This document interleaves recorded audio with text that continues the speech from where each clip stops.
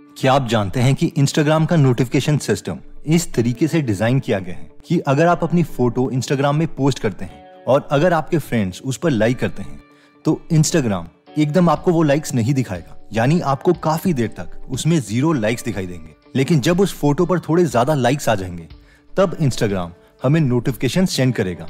इससे होगा ये कि शुरू में फोटो पोस्ट करने के बाद हम सोच रहे होंगे, यार अभी तक किसी ने लाइक नहीं किया, क्या ये इतनी बुरी फोटो थी, जिससे हमारे माइंड में एक नेगेटिव आउटकम की फीलिंग आएगी। और उसके बाद जब इंस्टाग्राम की नोटिफिकेशन आएगी कि हमारे फोटो पर 50 बार लाइक आ चुके हैं तो ये एक्सट्रीम पॉजिटिव फीलिंग होगी और हमारे ब्रेन में ज्यादा डोपामिन रिलीज होगा और इस एक्सट्रीम नेगेटिव और पॉजिटिव इमोशनल स्पाइक से बहुत जल्दी हमारी हैबिट फॉर्म हो जाएगी और हम ज्यादा एडिक्ट हो जाएंगे इंस्टाग्राम से।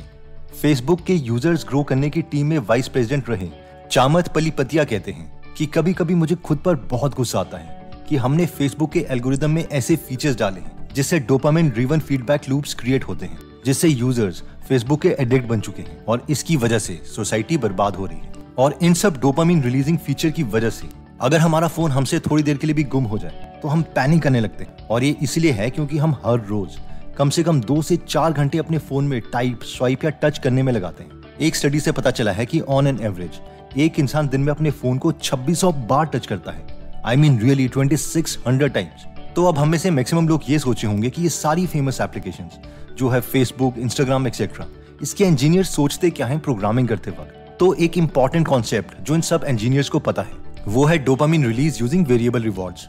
तो पहले हम समझते हैं कि डोपामिन आखिर है क्या।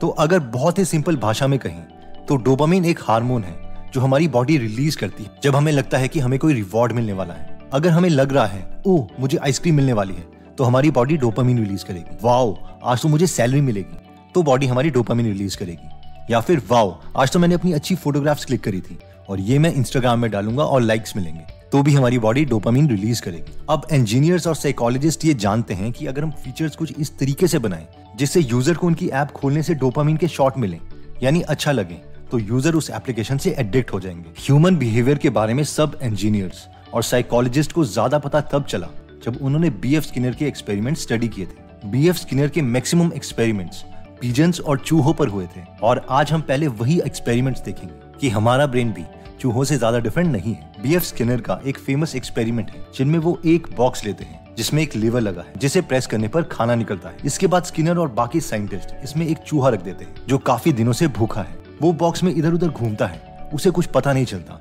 और हर चीज को छेड़ता रहता है, लेकिन जैसे ही वो लिवर प्रेस करता है उसे खाना मिल जाता है। इस प्रोसेस को बार बार रिपीट किया जाता है जिससे स्किनर उस चूहे में एक हैबिट बनाने में कामयाब हो जाते हैं। अब जब भी वो चूहा उस बॉक्स में आएगा वो आते ही उस लीवर को प्रेस करेगा। अब हम बोलेंगे यार ये तो चूहा है, इंसान तो समझदार है, लेकिन ये सारे सोशल एप्लीकेशंस इसी फिलॉसफी को यूज करके डिजाइन किए गए हैं। जब भी इंस्टाग्राम की नोटिफिकेशन आएगी समवन लाइक्ड योर फोटो, हम नोटिफिकेशन में क्लिक करेंगे जैसे चूहा लीवर को प्रेस करता है, फिर हमें पता चलेगा उस दोस्त का नाम जिसने हमारी फोटो लाइक की थी और हमारे ब्रेन में डोपामिन रिलीज होगा जैसे चूहे के ब्रेन में डोपामिन रिलीज हुआ था जब उसे खाना मिला था। और फिर थोड़े टाइम के बाद हम भी ट्रेन हो जाएंगे कि जब जब नोटिफिकेशन आएंगी तो बिना नोटिफिकेशन खोले ही हमारे ब्रेन में डोपामिन रिलीज हो जाएगा और ये हैबिट में कन्वर्ट हो जाएगा। अगर अभी आप सोच रहे हैं कि वाव, तो कोई बात नहीं, थोड़ा रुकिए।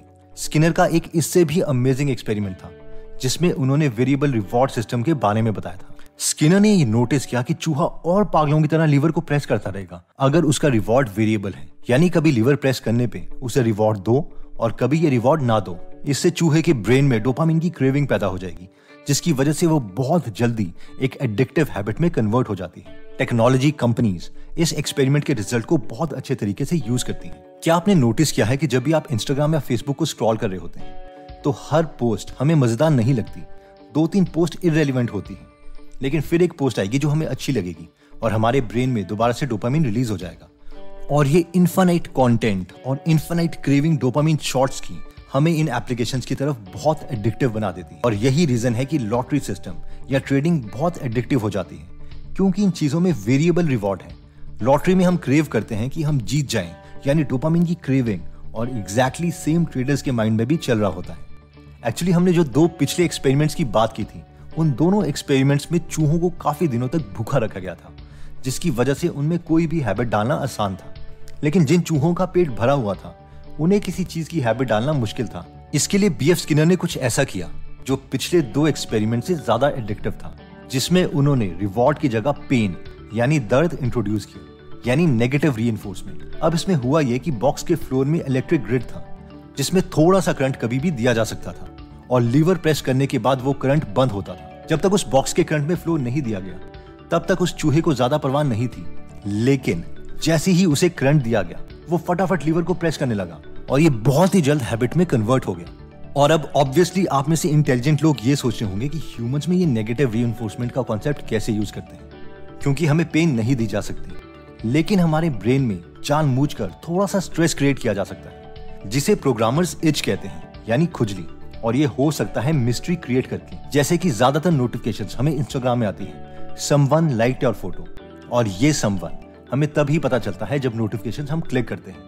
वैसे ही दूसरी तरह की नोटिफिकेशंस आती है your friend Rahul mentioned you in a comment, यानी आपके दोस्त राहुल ने आपके बारे में कमेंट किया। अब हमारा ब्रेन अगेन इच करेगा, हल्का सा स्ट्रेस क्रिएट होगा कि क्या लिखा है इसने मेरे बारे में, अच्छा लिखा है या बुरा लिखा है। और अगेन इसी वजह से इन एप्लीकेशंस की तरफ हम बहुत जल्दी एडिक्ट हो जाते हैं। तो जब हम समझ गए हैं कि डोपामिन से एडिक्शन कैसे क्रिएट होती है, अब हम बात करते हैं कि हम इन हैबिट को कैसे छोड़ सकते हैं। तो उसके लिए हमें डोपामिन फास्टिंग करनी पड़ेगी, यानी डोपामिन का व्रत रखना पड़ेगा। तो अब सवाल आता है कि डोपामिन फास्टिंग है क्या?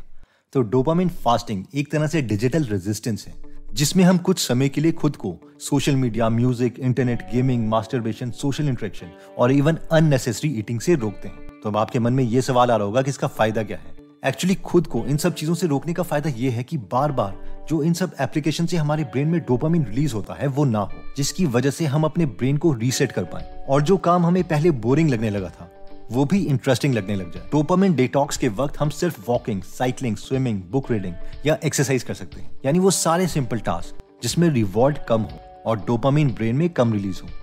बहुत से लोग इंटरनेट में क्लेम करते हैं कि इससे उन्हें बहुत फायदा हुआ है। मेडिटेशन या माइंडफुलनेस में भी यही कॉन्सेप्ट्स को पढ़ाया जाता है। जब हम इन सब चीजों से थोड़ी देर के लिए दूर हो जाते हैं तो हम अपनी लाइफ में रिफ्लेक्ट कर पाते हैं कि हम एक्चुअल में जा कहां रहे हैं। अपने इनर सेल्फ को हम समझ सकते हैं कि अगर हम डोपामिन फास्टिंग नहीं करते तो हम हमेशा रिएक्टिव स्टेज में ही होंगे।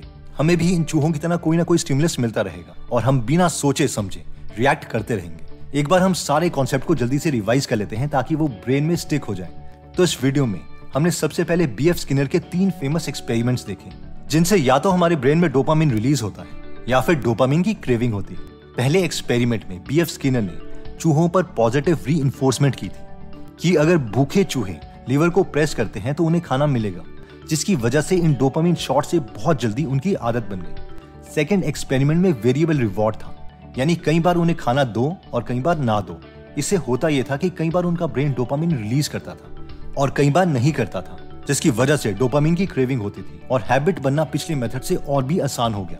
और फाइनली थर्ड एक्सपेरिमेंट में बीएफ स्किनर ने रिवॉर्ड की जगह पेन इंट्रोड्यूस कर दी। अगर चूहा लीवर प्रेस करेगा तो पेन खत्म हो जाएगी, जिससे बिहेवियर बनाना और भी आसान हो गया। इस डोपामिन शॉट्स क्रिएट करने की थ्योरी के बाद हमने देखा कि जो हैबिट्स एप्लीकेशंस ने हमारे ब्रेन में बनाई हैं उसे छोड़ने के लिए हम डोपामिन फास्टिंग कर सकते हैं। और वो होगा ये कि हम सर्टेन अमाउंट ऑफ टाइम के लिए, माइट भी एक दिन के लिए या रोज कुछ घंटों के लिए, इन एप्लीकेशंस या हर उस रिवॉर्ड वाली चीज को छोड़ दें जिससे हमारे ब्रेन में डोपामिन रिलीज होता है, ताकि हमारा ब्रेन रीसेट हो जाए और जो चीजें हमें अभी बोरिंग लग रही हैं उन चीजों में भी हमें इंटरेस्ट आ सके।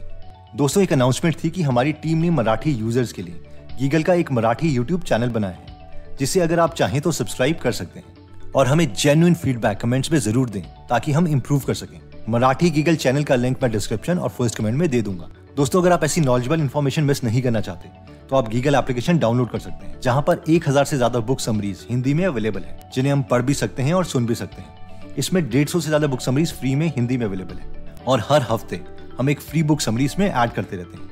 ये एप्लीकेशन दोनों iOS और एंड्रॉइड में अवेलेबल है।